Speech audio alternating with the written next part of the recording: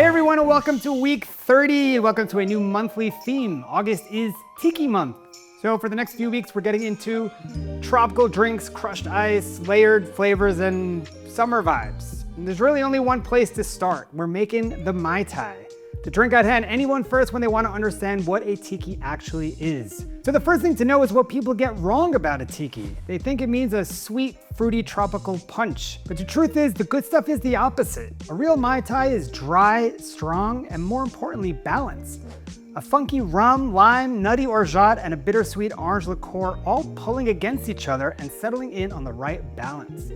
The Mai Tai was born in 1944 at Trader Vic's in Oakland, California. Victor Bergeron had friends visiting from Tahiti, and he wanted to show off a 17-year-old Jamaican rum he was proud of. That's the first key point that makes this drink. He didn't want to bury that rum under a pile of fruit juice. He wanted to highlight it.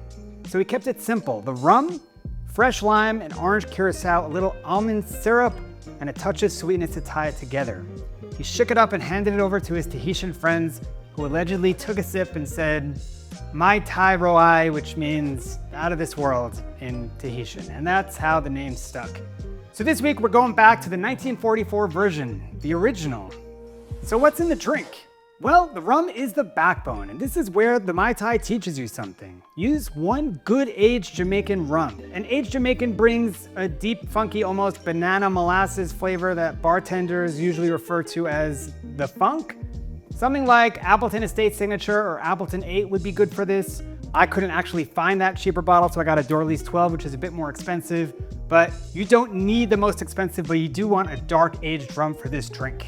If you want to go deeper, the move Tiki is famous for is blending your rum, so you can blend an aged Jamaican for funk plus a second rum for a different type of flavor profile. That split base will give you a taste that technically no one bottle could give you, but that's not a requirement for today. For today, one good aged rum is enough. So the lime is doing what lime does. It's the lever and the balance of balancing that sweet, and the orange curacao adds a bittersweet orange. It's not as sweet as like the triple sec Grand Marnier that we've used in weeks past. It's a much darker, bitter feel. If you only had Grand Marnier triple sec, you can use that, but I would use less, maybe half the measurement so that it's not overrun by sweet. And this is the first time we're using orgeat. Orgeat is an almond syrup. And in a Mai Tai, it's gonna bring this round nuttiness, almost creamy softness to it. And this nuttiness is what keeps a Mai Tai from tasting like a plain rum sour. You can also make your own, which is a fun weekend project, but orgeat in a bottle is also okay. There is no orange juice or pineapple juice or grenadine in this drink. The original Mai Tai is basically a rum sour, and this basic fundamental build is the main lesson this week. So let's build.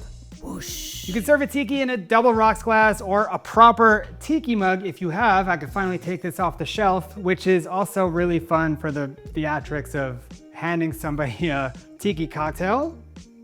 And the important thing about tikis in general is this one is built on crushed ice. And the crushed ice is not just for looks, it chills the drink fast and keeps melting as you sip. This is important to get. Unlike a cocktail that's served up, meaning with no ice, this cocktail will actually change its flavor as you sip. And that's important to keep in mind as you're building. You kind of want the ideal flavor to be mid ice melting point. A few quick tips for making crushed ice. If you have a crushed ice machine, obviously that's the easiest way. If not, a Lewis bag and mallet does the job perfectly, or just some ice cubes in a towel and whack it with a hammer like I did for New York Smash Week. That also works. I experimented this week with trying to crush my ice in my Vitamix blender. There's actually two ways to do this. I tried both. I'll let you know how it goes. The preferred way is putting your ice in the blender and then adding enough water on the bottom that the ice floats above the blades. Run this on high for 2 to 3 seconds, then immediately pour the ice out through a strainer. Ideally, placing it on a baking tray in the freezer for 10 to 15 minutes so it gets dried and cold. The lazier method, which is not as good, is you just put your ice and pulse on high, but your ice will be a bit uneven and jagged. I kind of tried both of these methods and I ended up with a slush that I have next to me in a towel and it's not really crushed. So I would recommend the Lewis mallet I think that's probably the best way to go if you don't have a machine. Okay, let's build. Here is our original 1944 Trader Vic's spec. Okay, into your shaker, 2 ounces of aged Jamaican rum. Of course, you can experiment with a split base, like I said, but I think for now, especially if you're building this for the first time, do it to a simplified spec and then understand what that taste calibration tastes like, and then you can experiment further after. 3/4 of an ounce of fresh lime juice. 1/2 ounce of our dry orange curacao. 1/4 ounce of our orgeat almond syrup.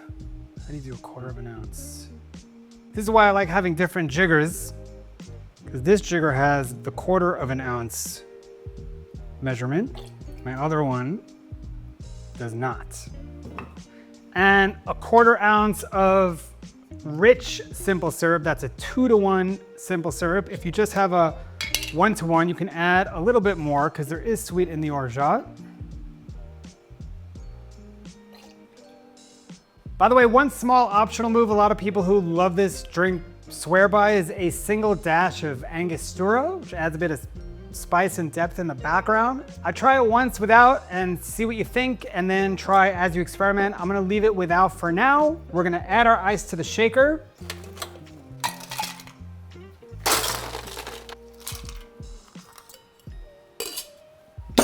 Shake for 10 to 15 seconds until your fingers start hurting.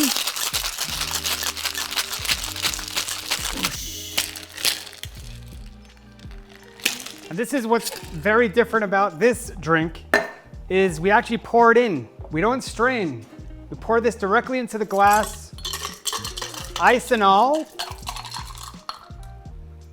The shaken ice actually becomes part of the drink. Now we're gonna top this off with our slushy crushed ice.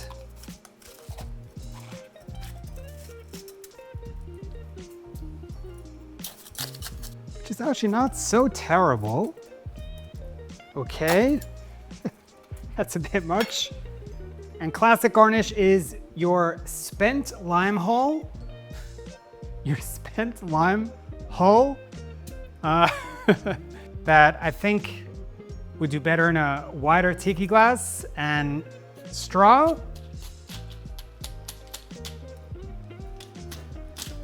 Okay, got it in there.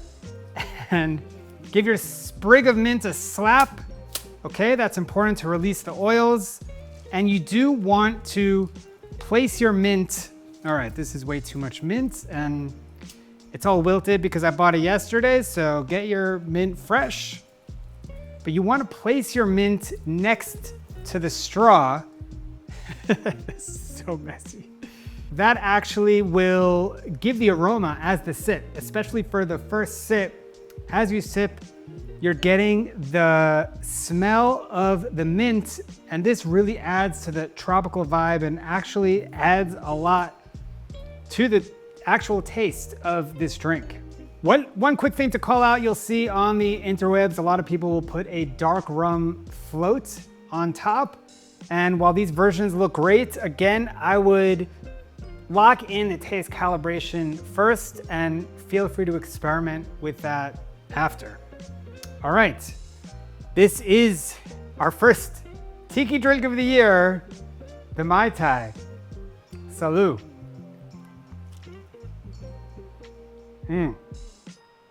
Wow, that is cold and refreshing and super balanced.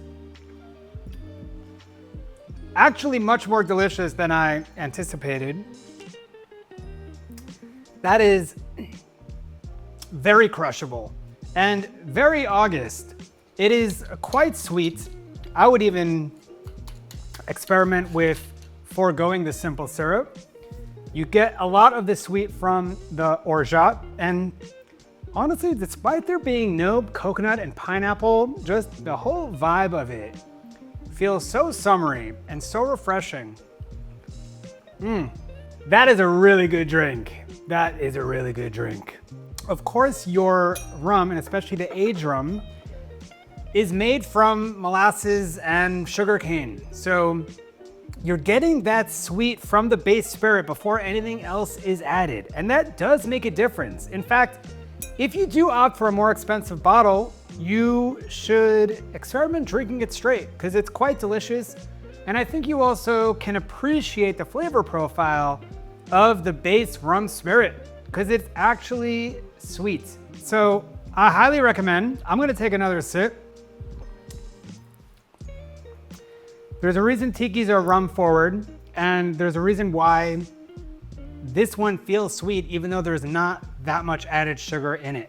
If it tasted too sharp or sour, then maybe your lime is winning, so bump the orgeat a touch, even just a hair past that 1/4 ounce. And if it tastes too flat or too sweet, then you've gone the other way. I would add another squeeze of lime to dial it back. Also maybe cut back on the simple syrup a bit on the next run. Something to note that your limes will vary depending on the season. Also your bottled orgeats will vary, so it's good to calibrate, taste before you put in, and adjust accordingly. Whoosh. Okay, variations. The most rewarding variation is the rum split blend like we were talking about. So instead of using 2 ounces of your dark aged rum, you can use 1 ounce of the dark aged rum and 1 ounce of a rum agricole, which would add a grassy vibe, or an overproof rum that will give it some kick and intensity. But it's good to know what the characteristic of that second rum is, so you're actually calibrating to taste rather than just making it up. For a homemade level up, you can make your own orgeat. It's toasted almonds and sugar water and orange flower water. And the fresh version obviously will be better and brighter than the packaged bottle. That's a nice weekend project if you wanted. Also, if you wanted to go a smoky route, you could swap half of the rum for mezcal and have a Mai Tai with a bit of fireplace behind it. Maybe, I'd be curious to try that. So on a budget, I would put your money towards a really good quality rum. It's where this drink really stands on. And it's interesting when you start getting into professional bar inventories. It's actually the rum section that's got the most diverse bottles.